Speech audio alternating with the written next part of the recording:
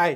Iran మళ్లీ భగ్గుమంది. 3 ఏళ్ల విరామం తర్వాత ప్రజాగ్రహం పెల్లుబికింది. రాజధాని టెహ్రాన్తో పాటు దేశం మొత్తం ప్రభుత్వ వ్యతిరేక నినాదాలతో మార్మోగిపోయింది. ముల్లాలు వెళ్లిపోవాలి, డిక్టేటర్కు మరణం తప్పదంటూ ఇరానియన్లు గొంతెత్తుతున్నారు. సుప్రీం లీడర్ అయతుల్లా ఖొమేనీకి వ్యతిరేకంగా ఏకమవుతున్నారు. ఈ స్థాయి ప్రజా వ్యతిరేకత ఈ మధ్య కాలంలో ఇరాన్లో కనిపించలేదు. ఇంతకీ ఈ తిరుగుబాటు వెనుక ఎవరున్నారు? అమెరికాకు చెందిన అదృశ్య శక్తులు తెర వెనుక నుంచి ఉద్యమాన్ని నడిపిస్తున్నాయా?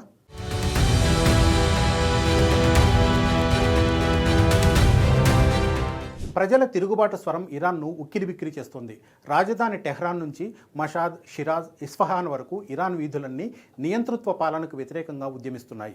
ఇరాన్లోని గ్రాండ్ బజార్లో మొదలైన ప్రజా వ్యతిరేక ఆందోళనలు కొన్ని రోజులుగా దేశం మొత్తాన్ని చుట్టేశాయి. తమ జీవన ప్రమాణాలను మెరుగుపరిచి మెరుగైన జీవితాలను అందించలేని ముల్లాలు మాకెందుకని ఇరాన్ ప్రజలు ప్రశ్నిస్తున్నారు. సుప్రీం లీడర్ అయతుల్లా అలీ ఖొమేనీని నేరుగా టార్గెట్ చేసుకున్నారు. ముల్లాస్ మస్ట్ లీవ్ ఇరాన్ అనేది ఉద్యమ నినాదంగా మారిపోయింది. ఇరాన్ ప్రజలు ఈ స్థాయిలో తిరుగుబాటు చేయడానికి చాలా కారణాలున్నాయి. ఇరాన్ ఆర్థిక వ్యవస్థ చాలా సంక్షోభాన్ని ఎదుర్కొంటుంది. ఇరానియన్ రియాల్ డాలర్తో పోలిస్తే చరిత్రలో ఎప్పుడూ లేనంతగా పడిపోయింది. ద్రవ్యోల్బణం 42% దాటడంతో ఆహారం, మందులు, నిత్యావసరాలు సామాన్యులకు అందుబాటులో లేకుండా పోయాయి. 9.2 కోట్ల జనాభా ఉన్న దేశంలో ఈ ఆర్థిక సంక్షోభం ప్రజల సహనాన్ని ప్రతిరోజు పరీక్షిస్తోంది. దేశ ఎకానమీ పూర్తిగా చేయి దాటిపోయే పరిస్థితి వచ్చినా ఇస్లామిక్ పాలకులు ఎలాంటి చర్యలు తీసుకోవడం లేదన్న భావన ప్రజల్లో బలంగా నాటుకుంది. అందుకే ఇంతకాలం తాము సుప్రీం లీడర్గా ఆదరించిన అయతుల్లా అలీ ఖొమేనీని సైతం ప్రజలు ఉపేక్షించేందుకు సిద్ధంగా లేరు. 2022లో మహ్సా అమినీ మరణంతో దేశవ్యాప్తంగా చెలరేగిన ఆగ్రహం ఇప్పటికీ ప్రజల గుండెల్లో నిప్పు రగిలిస్తూనే ఉంది. అప్పటి నుంచి పరిస్థితులు ఏమాత్రం మెరుగుపడకపోవడంతో పాటు ధరల పెరుగుదల ప్రజల్లో పాలకులపై తీవ్ర అసహనానికి కారణమైంది. రియాల్ పతనంతో కేంద్ర బ్యాంకు చీఫ్ రాజీనామా చేయాల్సి వచ్చింది. పెద్ద చిన్న వ్యాపారులంతా వీధుల్లోకి వచ్చి ఆగ్రహం వ్యక్తం చేయడం ఇరాన్ ఆర్థిక వ్యవస్థ పతనానికి సంకేతంగా నిలుస్తోంది. ఇస్లామిక్ రిపబ్లిక్ను తిరస్కరించే ప్రజల స్వరంగా ఈ ఆందోళనను చూడాలంటూ ఇరాన్ మూలాలున్న అమెరికా జర్నలిస్టులు సోషల్ మీడియాలో పోస్టులు పెడుతున్నారు.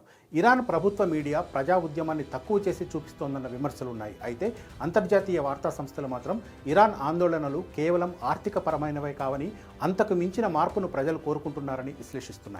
ఇరాన్లో చెలరేగిన నిరసనలు, ప్రజా ఆందోళనల వెనుక అమెరికా పాత్ర ఏమైనా ఉందా అన్న చర్చ కూడా అంతర్జాతీయంగా జరుగుతుంది. 2015 అణు ఒప్పందం నుంచి తప్పుకున్న తర్వాత ఇరాన్పై ఒత్తిడి తీవ్రస్థాయికి చేరుకుంది. రియాల్ పతనానికి అప్పుడే పునాదులు పడ్డాయన్నది ఆర్థికవేత్తలు చెబుతున్న మాట. అమెరికా అధ్యక్షుడిగా ట్రంప్ రెండోసారి అధికారంలోకి వచ్చిన తర్వాత ఇరాన్పై ఆంక్షలు మరింత కఠినమయ్యాయి. ఇజ్రాయెల్తో ఉద్రిక్తతలు, హమాస్ వివాదం, అణు నిరాయుధీకరణపై ఒత్తిడి అన్నీ కలిపి ఇరాన్ను కుదిపేస్తున్నాయి.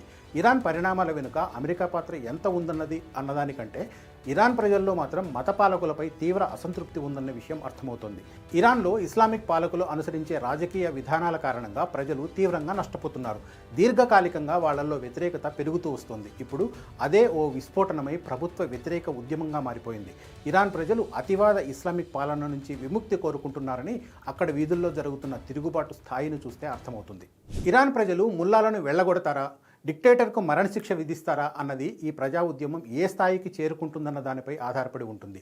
ఇరాన్ ప్రజల ఆగ్రహావేశాలు చూస్తుంటే అసాధారణ పరిణామాలు తప్పవన్నట్లే కనిపిస్తుంది.